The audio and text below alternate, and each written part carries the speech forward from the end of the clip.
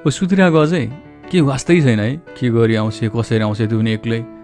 रिस, आक्रोश, डर सबै मिसिएको स्वर आउँछ उताबाट।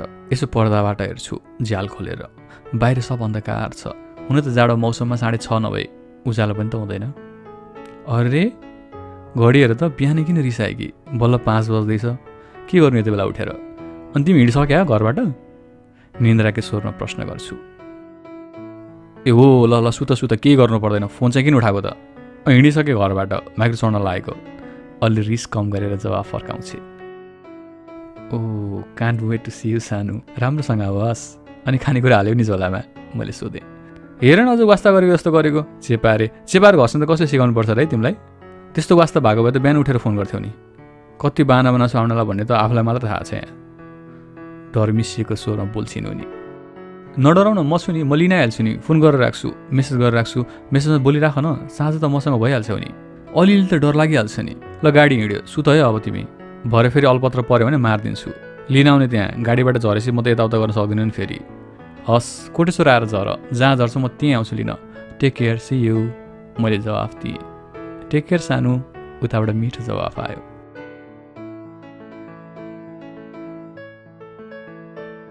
मेरो लागि त्यति दुःख गरेर आउँदै थिइन्। मन फुरुङ्ग थियो एकातिर, अर्कोतिर भने आफ्नो कोठा भद्रगोल थियो।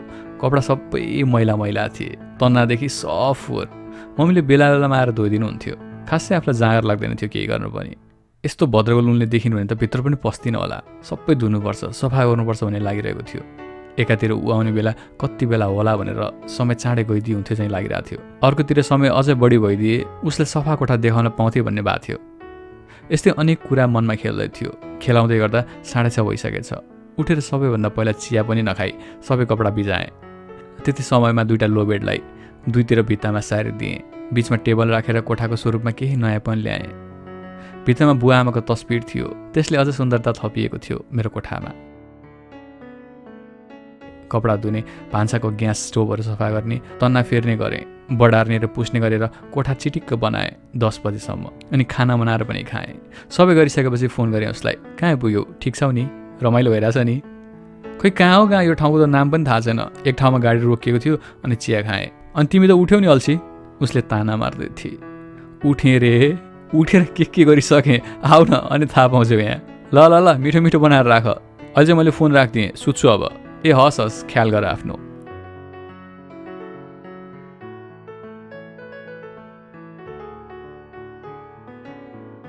यसो हेरेँ, कोठामा सबै सामान सकिएको थियो। त्यस्तो त के देखाउनु उसलाई। पसल गएँ, सबै सामानहरू किनेँ। पसलको दाइ पनि दङ्ग पर्दा सोध्दै हुनुहुन्थ्यो, के हो भाइ, खुबै चहल पहल छ त आज, के छ विशेष? ऊ आउने बेला भइसकेको थियो। खुसीले गदगद थियो मन। विराटनगरदेखि मलाई भेट्न आउँदै थिइन् सारिका।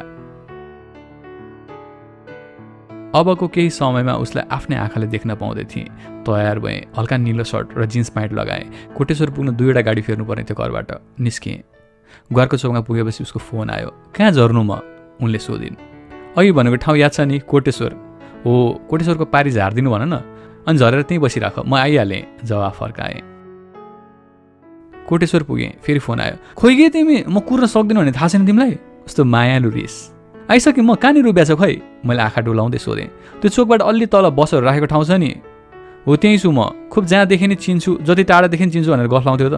म मुसुक्क हाँसेँ, घाँटी अलि तन्काएर हेरेँ, देखेँ। अलि टाढै थिएँ, तर उसलाई नजिकबाट देख्ने सपना पुरा हुँदै थियो मेरो।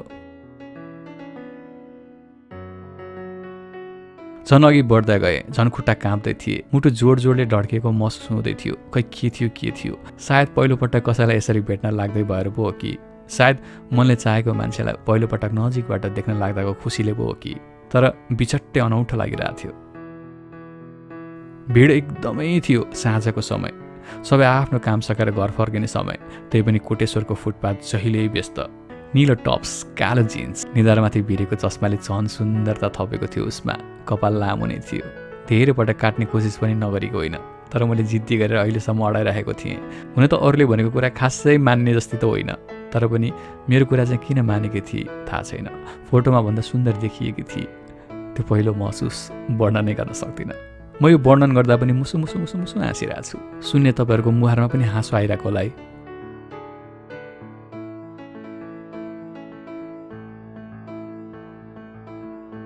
उसले नदेख्ने गरी अलिक पछाडिबाट गएर 2 हातले आँखा छोपिदिएँ। चिनिहाली केही बेरमै। मतिर फर्केर केही पनि नबोली सिधै अँगालोमा कसेर रुन पो थाली। के गरौँ के भनौँ अक्क नबक्क परिरहेको थिएँ। अरे लाटी के भयो किन रोएको? म आइसकेँ त। यसरी सबै गाडी रुन्छन् त?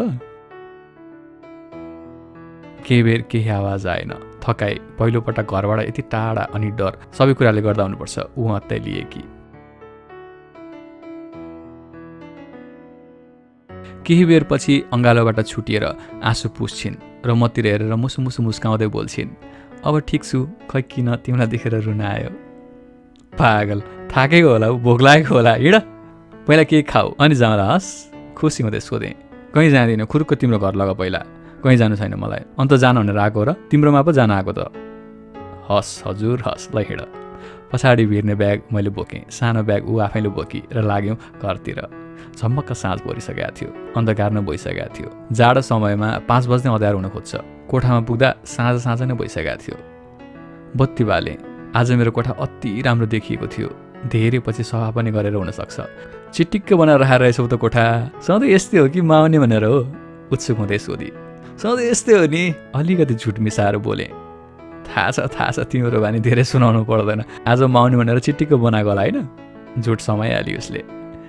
अनि सुन त, कोही त आउँदैन नि तिम्रो कोठामा? फेरि सोध्छिन्। होइन मैले सबै मिलाइसकेँ, चिन्ता नगर। थाकेको होला, बस म के बनाउँछु तिम्रो लागि, जवाफ दिएँ। पहिला बाथरुम देखाऊ, म फ्रेस भएर आउँछु। आफूलाई कस्तो गाह्रो भइसक्यो, उनी बोल्छिन्। चिया बनाउँछु, बिस्कुट र दाल मर्छ, त्यही खाउँ है पहिला। चिया खासै मन पर्ने त होइन, तर पनि तिम्रो फेभरेट कस्तो बनाउँदो रहेछ हेरौँ न त। बाथरुम देखाइदिएँ। त्यो दिनजेल मैले हल्का कडा चियापत्ती हालेर मसालेदार चिया बनाएँ, मेरो फेभरेट।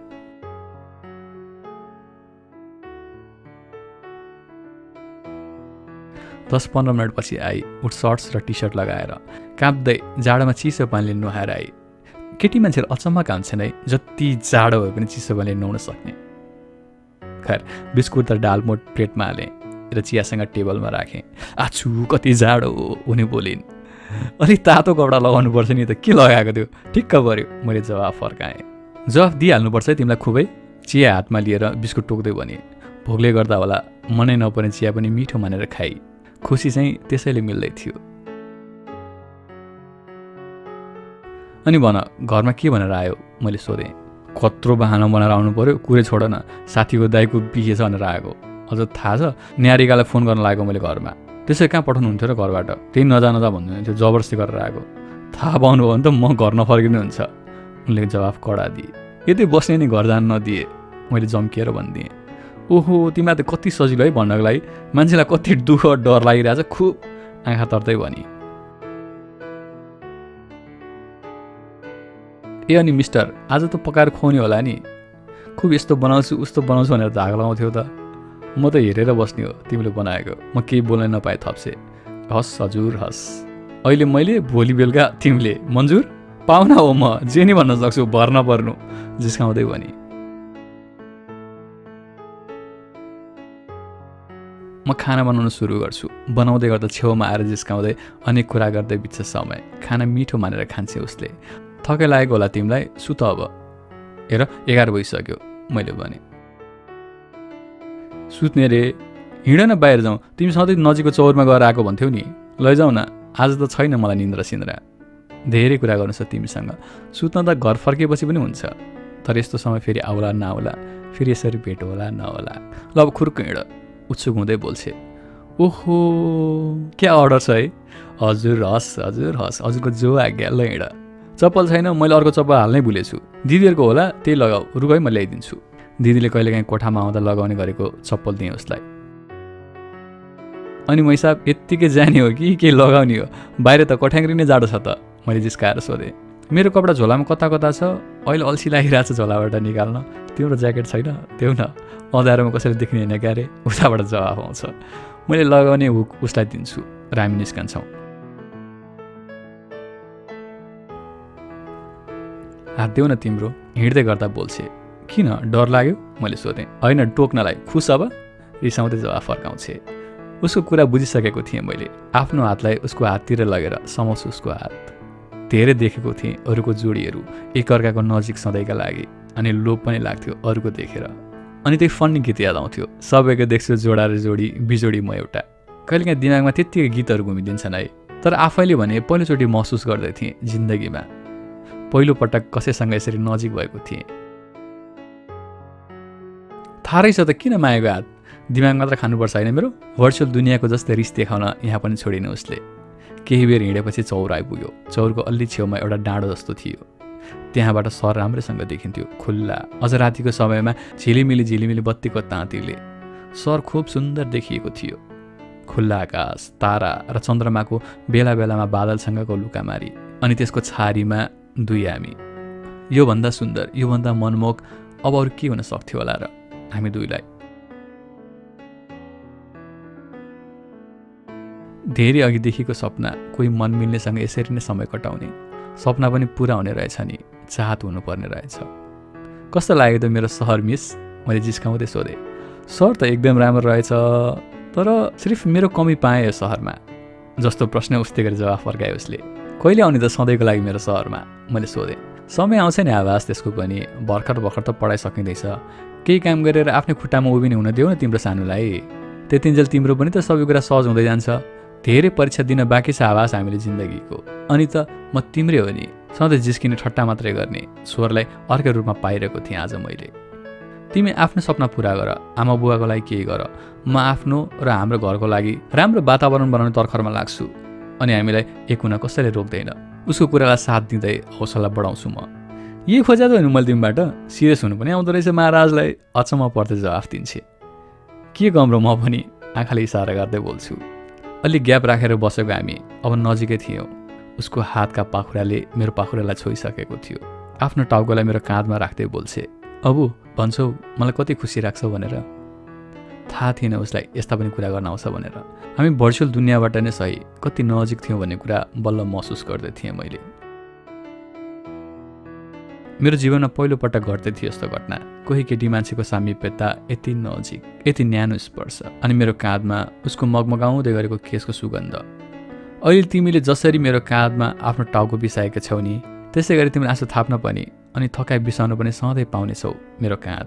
आफ्नो हातलाई उसको काँधमा राखेर भने, आवाज छोड्दैनौ नि है मेरो साथ, उसले सोधी। हुन त इन्सेक्युरिटी हामी सबैलाई आउँदो रहेछ। उसको प्रश्नले त्यो देख्दै थिएँ। जिन्दगी नै छुट्यो भने त भन्न सक्दिनँ, जिन्दगी रह्यो भने त जिन्दगीभरको लागि भयो साथ, मैले बोलेँ। अनि तिम्रो चाहिँ छोड्ने विचार त छैन नि, मैले फेरि सोधेँ। के बोलेको, जे पनि बोल्छु यो मान्छे बोल्न पायो भन्दैमा मारिदिन्छु। अनि फेरि साथ छोड्ने भयो यसरी साथ डाँडा काटेर तिम्रो विश्वास आउँथ्यो र, रिसाउँदै जवाफ दिन्छे। उसले त्यति भनेपछि केही जवाफ नै थिएन मसँग। रात बित्दै गयो, तर उसको र मेरो गफ भने अझै सकिएको थिएन। जति बोल्यो उति बोलिरहन मन लागेको थियो। सक्थ्यो भने त्यो समयलाई त्यहीँ कैद गरिदिन्थेँ। त्यति खास बन्दै थियो, त्यति महत्त्वको बन्दै थियो मेरो लागि त्यो समय।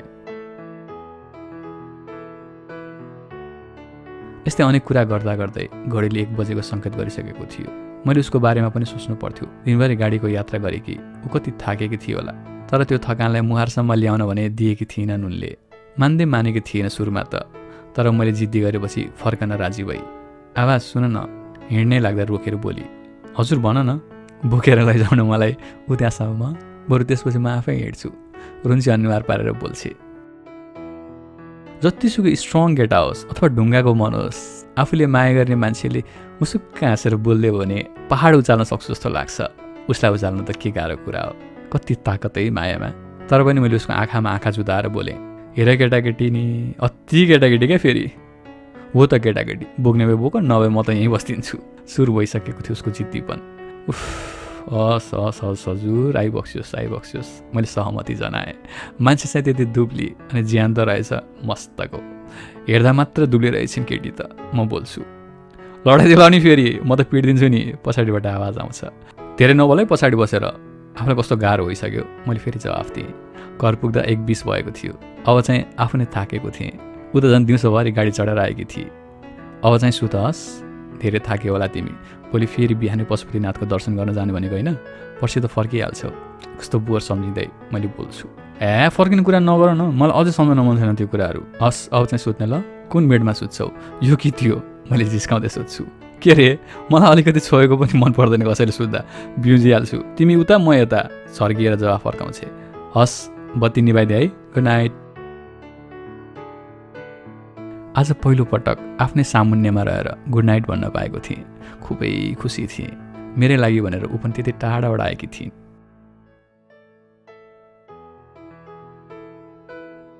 अनि सुन, उता फर्केर सुत्ने, यता फर्किने होइन है, बुझ्यौ? Good night. उसको जिद्दीपन भने उस्तै रहेछ, भर्चुअल लाइफको जस्तै। उता फर्किएर सुत्छु। अनेक कुरा खेल्छन् मनमा। खुसीले मन दङ्ग थियो। थाहा थिएन हामीले यसरी पनि समय बिताउँछौँ भनेर। उही सुन न, कस्तो के तिमी त? केही बेरपछि आवाज आउँछ। के भयो, अप्ठ्यारो भयो र? मैले सोधेँ। यता हेर न, अघि त उता फर्क न भनेको थियो त। रिसाको जस्तै जवाफ दिन्छु। सरी न अहिलेको लागि। यता हेरेर बस न, म ननिदाउन्जेल। मायाले स्वरमा बोल्छे। उतिर फर्किन्छु। मुसुको मुस्कुराएर। मायाले मतिर हेरिरहेकी थिए। उतिर फर्किएर म पनि मुस्कुराइदिएँ।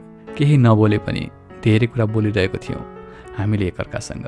अचम्मको कुरा त के भने बिहानदेखि अहिलेसम्म एकचोटि पनि सोसल मिडिया खोलेको थिइनँ, एकपटक घरमा कुरा गर्न बाहेक। यसरी पनि सकिने रहेछ आफ्नो मान्छेको साथ हुँदा त। हेर्दा हेर्दै केही समयमा नै निदाइयो। थाहा नपाई म पनि निदाएछु।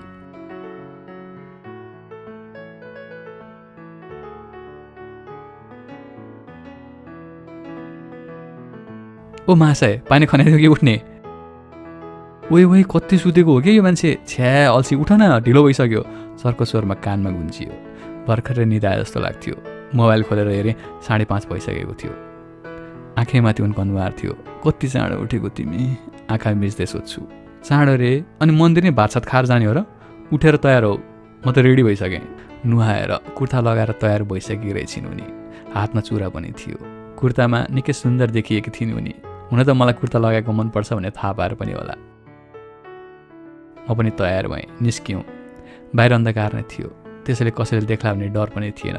बिहान त बस पनि छिट्टो कुद्थ्यो अरू बेलाको भन्दा। अरू बेलामा त मान्छेको जस्तै हिँडाएको गति हुन्थ्यो गाडीको पनि। बाहिरबाट फुलपाती प्रसाद किनेको थियो उसले। दर्शन गऱ्यौँ, पूजा गरेर सकियो। फोटो खिच्यौँ टन्न। एक्लै एक्लै भन्दा सँगै बसेर धेरै फोटो पनि खिच्यौँ। मन्दिरको बाहिरपट्टि आएपछि सोधे उसले, के माग्यौ त तिमीले भगवान्सँग? मैले जवाफ दिँदै सोधेँ, मैले परिवारको खुसी अनि तिमी। अनि तिमीले? मलाई नि यहाँ भगवान्सँग मागेर पाइन्छ त? मलाई पाउन त मेरो घरमा आउनुभएको भगवान्सँग माग्ने हो नि। कति घुमाएर जवाफ दिन्थे, बुझ्नै गाह्रो हुन्थ्यो। फोटो हाल्ने फेसबुकमा? मैले जिस्काएर सोधेँ। के रे, बाँच्न मन छैन हो? रिस सुरु भइसकेको थियो उसको। मन्दिर अघि आएर रिसाउनु हुँदैन, मैले जवाफ दिँदै थिएँ। त्यसले मन्दिर पछाडि जाने हो त? उसले फेरि थर्काई। नरिसाउन, बरु त्यता पछाडि जाने हो? मैले सोधेँ। के छ र त्यता? उसले सोधिन्। काठ छ अनि अलि माथिबाट राम्रो दृश्य देख्न सकिन्छ पशुपतिको। नाइ, नजाने डर लाग्छ मलाई, उसले जवाफ दिए।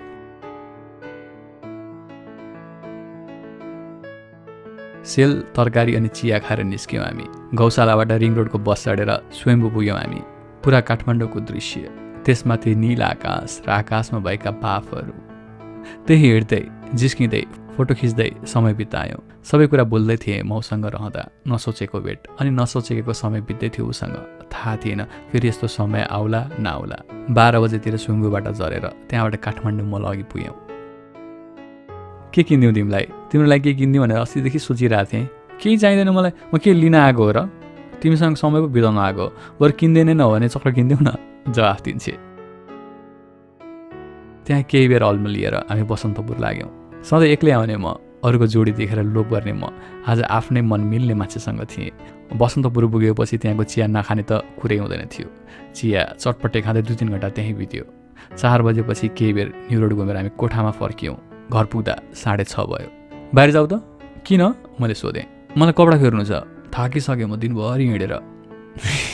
हस् हजुर हस्, म गएँ। आज त म हिसाबले पकाउने हो नि, थाहा छ नि? हस् हजुर हस्, म आफै पकाउँला। पाहुनालाई पकाएर खुवाउनु छैन, आफै पकाउरे, लाज पनि नभएको। उताबाट जवाफ आयो। तिमीले पकाएको त खानै नपाउने भयो त? मैले जवाफ दिएँ। यत्रो जिन्दगी पुरै बाँकी छ त पकाउन। जवाफ फर्काउन त कसले सक्थ्यो र उसलाई? के थाहा 2 दिनको जिन्दगी के हुने हो भोलि? भावुक हुँदै म बोलेँ। हेर न फेरि बढी बोलेको। म आफै पकाउँछु ल, गरेर बस। लुगा फेरि वरी। केही बेरमै दाल भात, भिन्डीको तरकारी, टमाटरको अचार तयार हुन्छ। रिसमै पकाए नि मिठो बनाउँदो रहेछौ, मुख मिठ्याउँदै भन्छु। खाना बनाउने मात्र चान्चुन छैन म, धागा लगाउँदै जवाफ दिन्छे। भाँडा पनि आफैले माझ्छौ कि? म हाँस्दै सोध्छु। तर उसले भाँडा पनि आफै माझ्छे। छुट्टिने बेला भइसक्यो, भोलि बिहानै जानु छ, तर जान मन नै छैन। त्यति खुसी भएको मुहारमा निराशा देख्न थाल्दै थिएँ म। नरमाइलो त मलाई पनि लागिरहेको थियो, तर के गर्नु, बस न त भोलि एक दिन, पर्सि फर्केर हुन्न त? मैले सोधेँ। तिमीलाई भने जस्तो सहिलो छ नि खुब, जति बस्यो उति बस्न मन लाग्छ। तिमीलाई पनि त घरमा गाह्रो हुनसक्छ नि, जान्छु म भोलि नै।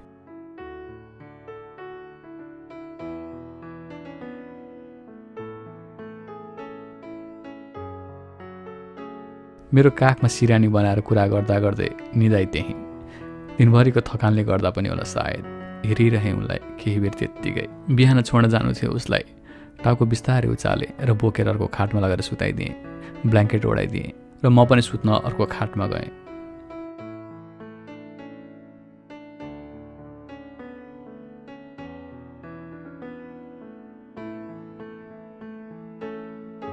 र एक्कासी उताबाट आवाज आयो। के भयो, किन हाँत्तिएको? मैले खाट नजिकै रहेको बत्तीको स्विच बालेर ऊ भएतिर पुगिहालेँ। लामो लामो सास फेर्दै, पर्दाबाट कस्तो कालो आकृतिको मान्छे हल्लेको जस्तो लाग्यो मलाई त। काँपेको स्वरमा बोल्दै थिइन् उनी। तिमीलाई त्यसैले त भन्छु त बेला बेलामा, हरर मुभी र दिमाग खलबलाउने मुभीहरू नहेर भनेर। त्यसको असर हाम्रो सबकन्सियस माइन्डमा बसिरहेको हुन्छ, अनि कुनै त्यस्तो घटना भइहाल्यो भने छिट्टै ट्रिगर गर्छ। अहिले पनि त्यही भएको भन्दै मैले बत्ती निभाएँ अनि बारदलीमा सुकाइरहेको सर्टमा बिजुली चम्किँदा पर्दामा परेको मान्छेको जस्तो आकृति केही नभएर उसको सबकन्सियस माइन्डमा भएको भ्रम मात्र हो भन्ने कुरा बुझाइदिएँ। ल अब सुत। फेरि बत्ती बालिवरी पानी ल्याएर दिँदै मैले उसलाई भने। साँच्चै बाहिर पानी पर्ने तर्खरमा थियो, तर चिटचिट पसिना उसको निधारमा प्रष्ट देखिन्थ्यो। अनि बत्ती निभाउन स्विचतिर जानै लाग्दा, नाइन बत्ती ननिभाउने नि, उसले अनुरोध गरी। डराएकी थिए। रातमा मै हुँ भन्ने सुरलाई पनि एकचोटि डरले हानिसकेपछि फेरि नर्मल स्टेटमा आउन टाइम लाग्छ। म बुझ्दै थिएँ। मैले सानो चेयर उसको खाटको साइडमा राखेँ र त्यहीँ बसेँ। ऊ म बसेको साइडतिर फर्केर सिरानीमा पल्टेर सुती। आँखा चिम्म अनि परेलामाथि कपालको रेसाहरू अल्झिएको थियो। त्यो देख्दा त्यो उज्यालो अनुहार झन् सोलर प्यानलमा घाम ठोकिएर टल्किएको रिफ्लेक्सन जस्तै टिली टल्किएको जस्तो कान्ति उसले छरिरहेको जस्तो लाग्दै थियो। सानो बच्चा जस्तै निर्दोष देखिए कि। त्यत्तिकैमा गीत याद आयो, MLTRको माइकल लन्च टु रकको ओ माई स्लिपिङ चाइल्ड। किन यति बिछट्टै माया लाग्नु भएको होला यस्तो अन्जान मान्छेको? प्रश्न गरेँ आफैलाई। उत्तर थाहा छैन आफैलाई। आँखा चिम्लिएकै अवस्थामा बोली, आवाज, हजुर गीत बजाउ न। अहिले? मैले झस्किँदै सोधेँ। यति राति के हो त? सानो साउन्ड बजाउन, निन्द्रै परेन। उसलाई भोलि बिहान उठ्नु थियो। निन्द्रा गडबड होला भन्ने डरले पनि मोबाइल झिकेँ र युट्युब खोलेँ। यो हामी सबैलाई हुन्छ। कसैले गीत गाइदैन भन्यो भने के गाउने हुन्छ। त्यस्तै एउटा ऱ्यान्डम गीत बजाउनु पर्यो भनेर युट्युब खोल्दा पनि के बजाउने हुन्छ। टाइप गर्दै यो त रोमान्टिक छैन भन्दै मेट्दै टाइप गर्दै मेट्दै गरिरहेको थिएँ। अन्तिममा रोमान्टिक हिन्दी नम्बर्स भनेर हान्दिएँ। बज्यो, जरा जरा बहकता है महकता है।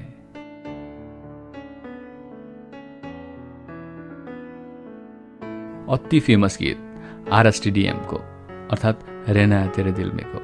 मलाई पनि उसको दिलमा बस्नु थियो। आधा उधीभन्दा बढी त बसिसकेको थिएँ, मलाई यकिन थियो। ल यो गीत ठिक छ भनेर मैले गीत कन्टिन्यू गरेँ। सुन्दै जाँदा त एक शब्द हाम्रै लागि बने जस्तो पो लाग्न थाल्यो। यही बरस बरस काली घटा बरसे हम यार भीग जाए इस चाहत की बारिश में, मेरी खुली खुली लटों को सुलझाए तू अपनी उंगलियों से, मैं तो हूँ इसी ख्वाहिश में। सर्दी की रातों में हम सोए रहे एक चादर में, हम दोनों तन्हा हो न कोई भी रहे इस घर में। पानी परेको आवाज अनि माटोको सुगन्ध कस्तो मजाको अनुभूति दिलाउने हुन्छ नि है। त्यो बेलामा झन् आफ्नो मान्छे साथमा हुँदा त त्यो आनन्द नै बेग्लै।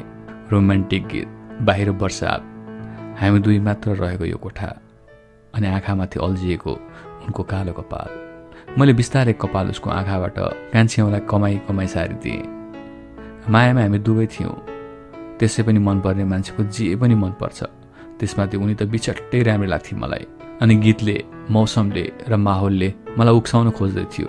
उनको टम्म मिलेको ओठतिर आकर्षित हो न भनेर। तर उनले ममाथि आँखा बन्द गरेर विश्वास गर्दै उति टाढाबाट आएकी थिइन्।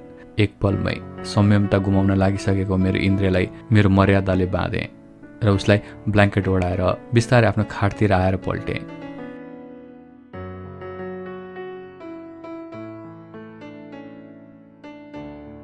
कुछ ना कहो कुछ भी ना कहो गीत नेपथ्यमा बजिरहेको थियो। पर्दा थोरै उगारे। मडारिएको आकाश, सिमसिम पानी अनि धमिलिएको दृश्यसँगै मैले भोलि उसलाई कसरी बिदा गर्ने होला भनेर चिन्तामा रात कटाउने मेसो मिलाए।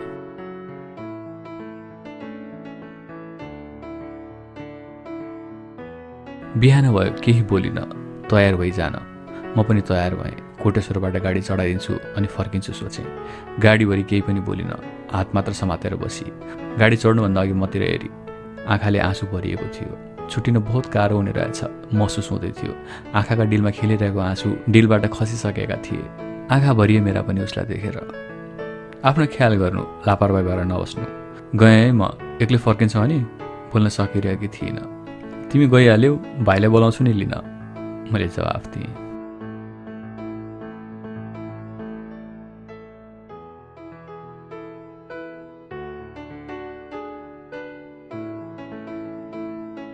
विराटनगर झर्दा साँझ भइसकेको थियो। दिनभरिको गाडीको यात्रा अनि केही दिनदेखिको अनिदोले गर्दा ज्यान थकित थियो एकदमै।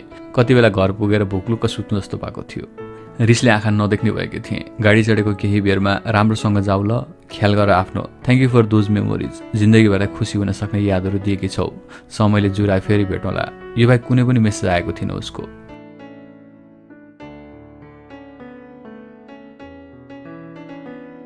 दिनभरि के गरी कस्तो गरी केही वास्ता थिएन उसलाई। म पनि के कम, म पनि उसले नबोलाउन्जेल मेसेज गर्दिनँ, फोन नै गर्दिनँ भनेर जिद्दी भएर बसेकी थिएँ। उसलाई भनेर उसको लागि उहाँसम्म पुगेँ। उसलाई चाहिँ केही मतलब नै थिएन। अलिअलि चित्त पनि दुखेको थियो। घर पुगेँ। आमाले कस्तो भयो बिहे भनेर यताउताको कुरा सोध्नुभयो।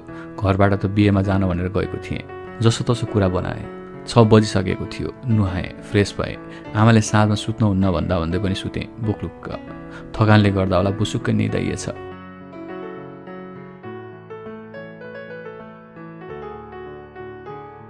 कति सुते कि ऊ त्यस बेलादेखि सुतेको मान्छे अझै उठेको छैन। सारिका उठ। आमाको चर्को आवाजले मस्त निन्द्रामा भयो कि म बिउजिएँ। 9 बजिसकेको रहेछ। भात पकाएर बोलाउनु भएको रहेछ आमाले। खाटसँगैको मोबाइल थुतेर भान्सामा पुगेँ। आवाजले फोन गर्यो कि नै भनेर हेरेँ। न फोन न मेसेज, केही पनि थिएन। फेसबुक प्रायः अफलाइन बसेर नै चलाउँथ्यो। फेसबुकमा नि हेरेँ, कुनै पोस्ट पनि थिएन आज। न कुनै मलाई मेसेज नै थियो। केही लेखिनँ। एकछिन खाँदा त फुर्सद दियो त्यो मोबाइललाई। कति चलाएको, बुवा बोल्नुभयो उताबाट। मोबाइल राखेँ। खाना पनि खासै मन लागेको थिएन। केही घाँस टिपेर त्यत्तिकै उठेँ। किन नखाए कि, दिउँसो पनि केही नखाइ सुतिस्, आमाले बोल्नुभयो। आमाको मन न हो, छोराछोरीको चिन्ता त सधैँ हुने नै भयो। आमाको कुरालाई बेवास्ता गर्दै म कोठामा पुगेँ। अब चाहिँ अति भयो भनेर मेसेज लेखेँ। ओ मिस्टर, के हो पारा, यति बेलासम्म न कल न मेसेज, के वास्तै छैन है तिमीलाई मेरो? ठिकै छ, टेक केयर, बाई, र थम्स अपको इमोजी पठाएँ। सेन्ड, तर डेलिभर भन्ने भएको थिएन। 10 बजे आएन मेसेज। पर्खिएँ गर्दिन भन्दा भन्दै मनले मानेन। फोन लगाएँ। तपाईँले सम्पर्क गर्न खोज्नुभएको नम्बरमा अहिले सम्पर्क हुन सकेन। त्यसपछि त्यो आवाज सुन्न पनि मन लागेन। काटिदिएँ। अचम्म लागिरहेको थियो। यसरी हराउने मान्छे त होइन ऊ, के भयो भन्ने लाग्यो।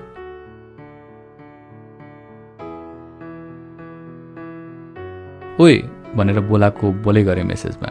यो चाहिँ मेरो बानी। केही बेर हरायो भने यसै गरी मेसेज गर्ने, रिसाउने, ठुस्किने, अनि उसैले फकाएपछि खुसी हुने, अनि फेरि जिस्किने। त्यसैले जिन्दगीमा यो सबै भावना बाँड्ने मान्छे चाहिँ चाहिने रहेछ जस्तो पनि लाग्थ्यो। 12 बज्यो। थकाइले अझै छोडेको थिएन। निन्द्राले चुपचुप बनाएको थियो। न कल आयो न मेसेज नै। रिसमै मेसेज लेखेँ। भेटेपछि मन मर्या हो, माफ पाऊँ हजुर, हजुरलाई त्यस्तो गाह्रो भएको भए म आउने नै थिएन नि। केही बेर कुरेँ। फेरि लेखेँ। साँच्चै नबोल्ने हो, गर्न खोजा चाहिँ के हो? फेरि एकछिन पछि पठाएँ। Good night, take care, stay smiling, by.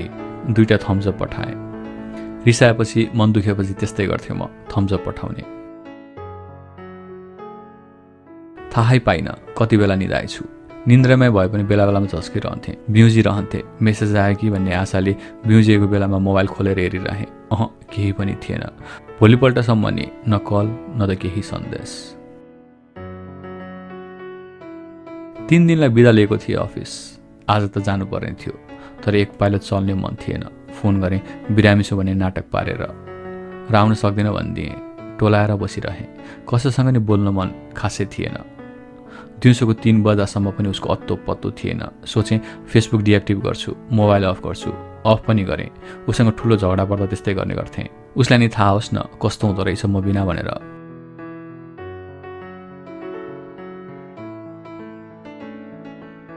तर जे भयो नि, कहीँ कतै आपतमा छँदा नि जति हतार भयो नि एउटा मेसेज चाहिँ छुट्थ्यो।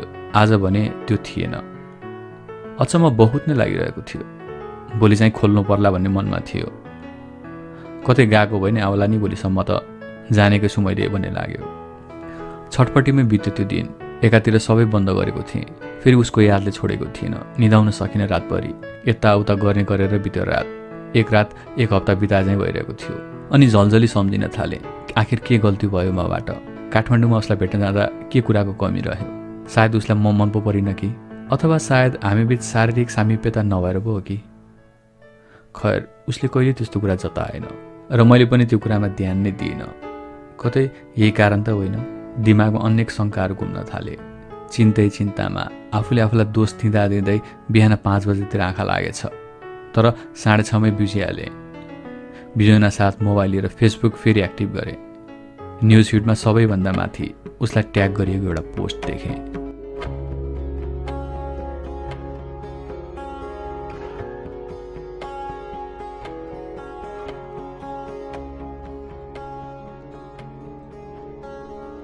पोस्ट उसको साथीको थियो। विश्वास नै लागेन।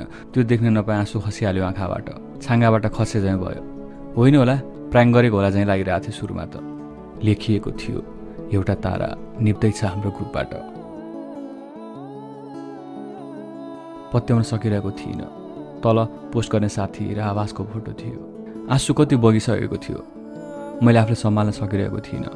त्यही नि मलाई त्यो खबर झुटो लागिरहेको थियो, होइन भन्ने लागिरहेको थियो। न्युज फिड स्क्रोल गर्दै गएँ। उसको साथी, उसको आफन्त सबले उसलाई ट्यागरको फोटो बाहेक केही पनि देखिन्न थियो। मनले होइन भनिरहेको थियो, यो खबर झुटो हो भनिरहेको थियो। मनलाई विश्वास गरेर मेसेज गरेँ उसलाई, ओइ पागल, कहाँ गएको के तिमी? आई मिस यु यार, प्लिज अबु, प्लिज यार फोन उठाउ न, बाबा एकपटक सानो भन न।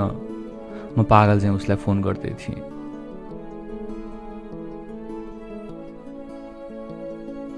हिजो जस्तो थियो आज पनि उस्तै थियो। उसको प्रोफाइल शून्य अनि फोन नट कनेक्टिङ।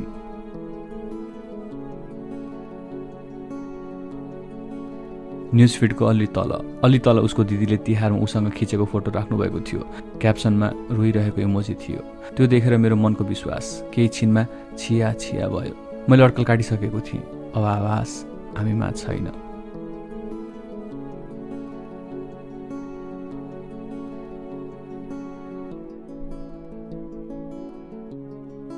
यो विचारेर पनि होस हराइसकेको थियो मेरो त्यति बेलासम्म। मोबाइल फाल्ने बित्तामा अबु मेरो आवाज। आमाको काखमा रहेछु म, बेहोस भएको रहेछु। पागल जस्तो चिच्याउने कराउने गर्दथेँ र म। कति गर्दा पनि दिनभरि केही भनिनँ रे मैले। म एकनास आमाको काखमा रुई मात्र राखेँ रे। दिउँसो 3 बजे आमालाई अति नै कर गर्नु भएपछि भनिदिएँ सबै कुरा। तर काठमाडौँ गएर उसलाई भेटेको कुरा चाहिँ भनिनँ। हाम्रो सम्बन्धको बारेमा नै सबै कुरा भनिदिएँ। के गर्छस् त छोरी, लेखेको हुने रहेछ, कति बेला के हुन्छ मान्छेको जिन्दगी थाहा नै नहुने रहेछ। सम्हाल आफूलाई, आमाको मन नहो। पागल जस्तो भएको सन्तानलाई कसरी हेर्न सक्छिन् र? आफैले उचाल्नु भयो। हिँड्न पनि नसक्ने भएको थिएँ। ललायक लुलुक भएकी समाएर आमाले कोठामा पुर्याइदिनु भयो। मलाई एक्लै छाडिदिनु आमा, म केही बेर यहीँ बस्न चाहन्छु। आमाले छोडिदिनु भयो। त्यो कोठामा कति रोएँ, कति आँसु बगाएँ, त्यो मेरो सिरानीलाई मात्र थाहा छ।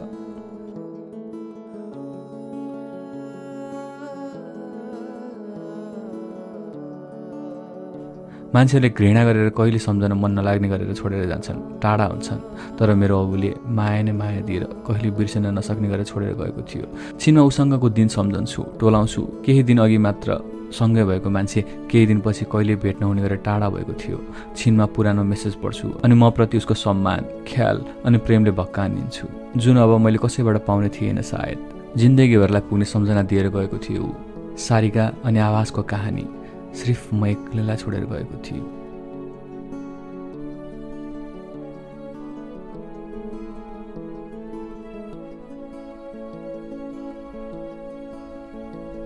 कति बेला रात परेर कति बेला उज्यालो भएको थियो थाहा नै पाइनँ। मोबाइल हिजो जहाँ फालेको थिएँ त्यही थियो। उठाएँ, स्क्रिन चर्केको रहेछ, त्यही पनि चल्दै थियो। स्नेहा दिदीको मिस कल आएको रहेछ। मेरो साथीहरूको सयौं कल आएको रहेछ। स्नेहा दिदी आवासको आफ्नै दिदी हुनुहुन्थ्यो। आवासले सबै भनेको थियो दिदीलाई हाम्रो बारेमा। म पनि बोल्थेँ उहाँसँग कहिलेकाहीँ।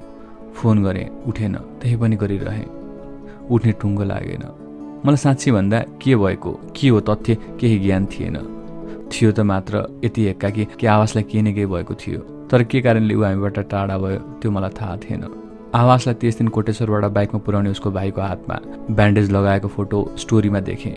मैले थाहा पाइहालेँ एक्सिडेन्ट भएको रहेछ भन्ने। अब मलाई यो पनि यकिन भयो, मलाई छाड्न आएको दिन ऊ र उसको भाइको त्यो हालत भएको रहेछ। यो थाहा पाएपछि म झन् पागल चाहिँ भएँ। मलाई खुसी दिन उसले आफ्नो जिन्दगी नै गुमाउनु पर्यो। आफूलाई दोषी ठान्न थाले उसको त्यो दशाको। म नगएको भए आज ऊ मसँग बोलिरहेको हुन्थ्यो, मेरो सामु हुने थियो कुनै दिन जिन्दगीभरको लागि। मलाई खुसी दिन उसले आफ्नो जिन्दगी बिर्सियो। पश्चाताप बाहेक केही थिएन मलाई। अन्तिम पटक हेर्न पनि पाइनँ मैले। म लगातार घन्टौँसम्म होस भएर पनि होस गुमाएकी जस्तो भएको थिएँ।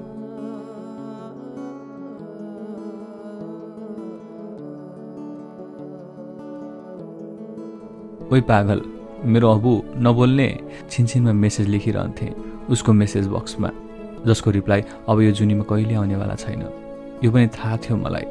त्यही पनि नपाउने कुराको बढी आशा गर्छौँ है हामी मानिसहरू। रुँदा रुँदा रात पर्न लाग्दै थियो। कौसीमा गएर ताराहरू हेरेँ, एक्लै कुरा गरेँ। उसको घरको छेउमा बसेर ताराहरू हेरेको झल्कोले झन कमजोर बनाए मलाई।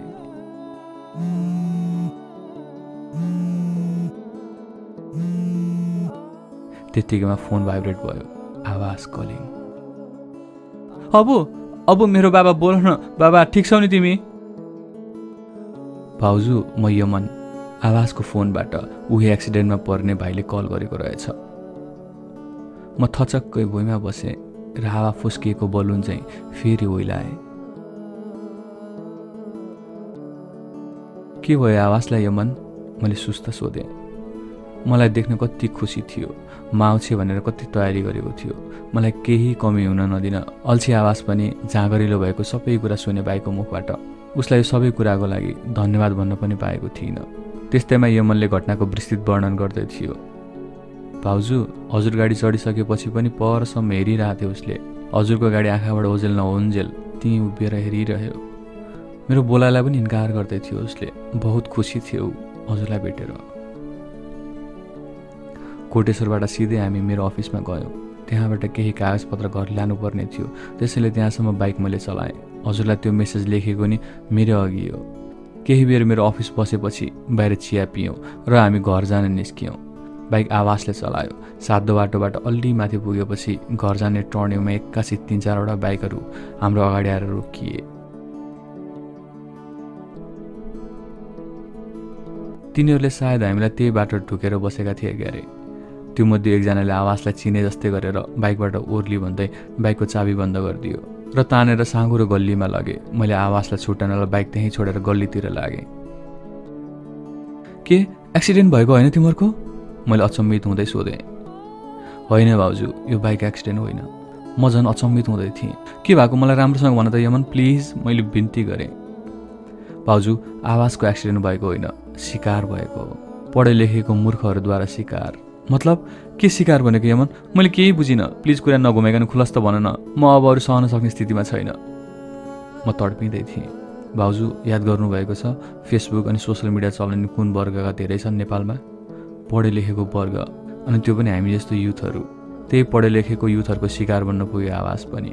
कान्तिपुर अनलाइन खबरदेखि लिएर रुटिन अफ नेपाल बन्दसम्म अनि सेलिब्रिटीहरूको फ्यान पेजमा हेर्नुपर्छ। 90% भन्दा बढी कमेन्टहरू नेगेटिभिटीले भरिएको हुन्छ। बुल्ली गरेको अनि ह्यारेस गरेको कमेन्टहरूले भरिएको हुन्छ। त्यो पनि आफूलाई पढे लेखेको भन्ने यङ एजका युजरहरूको जमातको। त्यही कुराको शिकार भयो हाम्रो आवाजलाई पनि। भ्यू सुरु भएको आजभन्दा 15 दिन जति अगाडि हो भाउजू, जब एउटा मिम पेजले काण्ड भन्दै नेपाली केटीको मिम पोस्ट गरेको थियो, जहाँ हजारौं कमेन्टहरू यस्ता थिए कि मानौ कमेन्ट गर्नेहरू सबै साधु सन्त, दुधले नुहाएका, अरू सबै पतित। त्यो कमेन्टहरू हेर्दा पढ्नेलाई नै ग्लानी बोध हुन्थ्यो भने त्यो केटीलाई कस्तो महसुस होला भन्ने सोचले आवाजताले कमेन्टमा रिप्लाई गरिदिनु भएको थियो। ए पढे लेखेको मूर्खहरू, तिमीहरूको यस्तो हरकतले एउटा नेपाली केटी फेरि सुसाइड गर्यो भने समाचार सुन्न नपरोस्। त्यहीँबाट सुरु भयो भाउजू मूर्खताको प्रकाष्ठ। उल्टै आमा दिदीबहिनीको गाली दिएर कमेन्टमै बाजाबाज सुरु हुन थाल्यो। त्यही झिल्कोले आगोको रूप लियो। आवाज दाइसँगको त्यो झगडा इनबक्समा पनि पुगेछ र रिसले सुरु भएको उल्टो बुद्धि भएका पागलहरूले प्लान बनाएर आवाज दाइलाई छोप्नलाई त्यस दिन त्यो गल्लीमा ढुकेर बसेका रहेछन्। मैले आफ्नो सक्दो प्रयास गरेँ आवाज दाइलाई त्यहाँबाट छुट्याउन। त्यतिन्जेल दाइलाई अचेत हुने गरी रडले टाउकोमा बजारिसकेका थिए। मैले रड थुत्न लाग्दा मेरो पनि त्यही रडले हातमा हानियो अनि आवाज दाइको अत्याधिक रक्तस्राव भएपछि मर्यो भन् ठानेर छाडेर भागे। त्यसपछि दाइलाई तुरुन्त हस्पिटल लगियो। अनि के भयो मन, भन न के भयो? म झन आत्तिँदै थिएँ। भाउजू, दाइलाई अहिलेसम्म होस आएको छैन। पल्स भने चलिरहेको छ। डाक्टरले सम्भावना एकदमै कम छ भनेको छन्। मलाई यति सुन्दै पनि लाख भयो। अब म जिन्दगीको यस्तो धारमा टेकेको थिएँ। न खुसी हुन सक्थेँ न दुखी नै। निश्चय पनि दुखी थिएँ। आवाजमाथि त्यत्रो बितेछ। अनि त्योभन्दा प्रकाण्ड खुसी मिल्यो जब थाहा पाएँ कि मेरो अबु बाँच्ने एक झिनो आशा भए पनि बाँकी रहेछ भनेर। त्यो आशालाई म पूर्णता दिन्छु। मेरो प्रेमले र मेरो प्रार्थनाको तागतले म उसलाई बचाउँछु भन्ने विश्वास लाग्यो। एकाएक संसारको सबै सङ्कटसँग जुझ्न सक्छु जस्तो लाग्यो र कहाँबाट हिम्मत आयो थाहा छैन। सायद मायामा शक्ति हुन्छ भनेको यही होला। मैले मध्यरातमै आमाको कोठामा गएर ढकढकाएँ र भने, आमा, म काठमाडौँ जान्छु, प्लिज मलाई अनुमति दिनुहोस्। अनि मैले सबै कुरा आमालाई बताइदिएँ। आमाले बुझिसकेकी थिइन् न्युरोको केस बाँच्ने सम्भावना एकदमै न्यून छ। तर पनि मेरो खुसीको लागि आमाले रोकिनन्। स्ट्रिक्ट भन्दा स्ट्रिक्ट स्वभाव भए पनि आमाहरू अवस्था र आवश्यकता अनुसार साथी पनि बनिदिन्छन्। मेरी आमा पनि साथी बन्दै थिइन्। म हिँडेँ काठमाडौँ भोलि बिहानै। मलाई बाटोमा के भयो कसो हुँदैछ केही ध्यान थिएन। बस एकचोटि उसलाई देख्न थियो। काठमाडौँ पुग्ने बित्तिकै ट्याक्सी लिएर सिधै उसको हस्पिटलमा पुगेँ। बन्द ढोका, सिसाको पाल अनि टाउकोभरि पट्टी, छातीमा तारै तार अनि साइडमा रहेको ग्राफ्सहरू।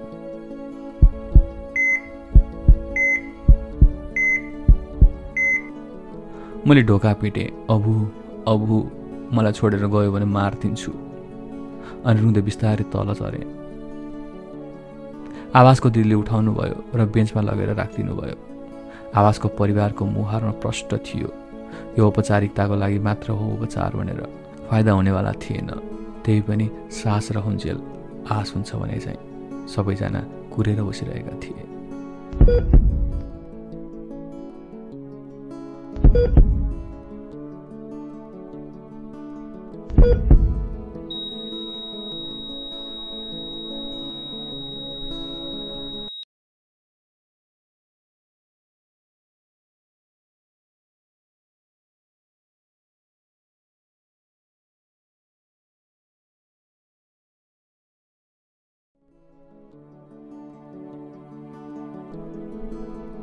कसले राम्ररी सोचेको थियो होला र सोसल मिडियामा आफूलाई कुल देखाउनलाई हामी अधिकांश समय दुर्गन्ध फैलाउन पनि पछि हट्दैनौँ भनेर त्यही दुर्गन्धको शिकारमा परेर आजभन्दा 4 महिना अगाडि झन्डै मैले मेरो आवाज गुमाइसकेको थिएँ।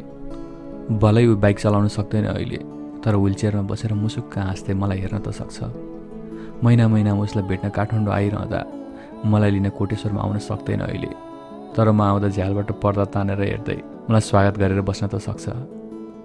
सायद साँचो मायाको तागत यही होला। 4 महिना अगाडि नै मरिसकेको भनेर आशा हारेको मान्छेलाई मायाले जिउँदो राखिदिएको छ। शारीरिक सामिप्यता नभए पनि हृदयको सामिप्यताले निको हुनलाई झन बल मिलिरहेको थियो उसलाई। यतिसम्म त बनाए मलाई पक्का विश्वास थियो मेरो मायाको तापले केही समयमै पहिलेको भन्दा बलियो आवाज तयार गराउनेछु। सायद यो कथा सुन्दै जाने क्रममा कुनै त्यस्तो मोड आयो होला जहाँ तपाईँहरूले पनि आवाज अब रहेन भनेर सोचिसक्नु भएको थियो होला है। हो, म पनि त्यसरी नै हरेस खाएर टुट्न लागिसकेको थिएँ। तर ममा श्रद्धा र धैर्यता नजागेको भए न आज के हुन्थ्यो भन्न सक्थेँ, न यो डायरीले नै मूर्त रूप पाउँथ्यो। आवाज, एकपटक तिमीले सोधेका थियौ नि मलाई छोडेर त जाँदैनौ भनेर। त्यसको जवाफ म आज प्रष्ट रूपमा दिन्छु। यो सारिकाले आफ्नो आवाजलाई झन् धेरै मायाको आवाज दिलाउनेछ र उसको मायाले पहिलेको भन्दा बलियो आवाज तयार गराउनेछ। यो मेरो बाचा भयो।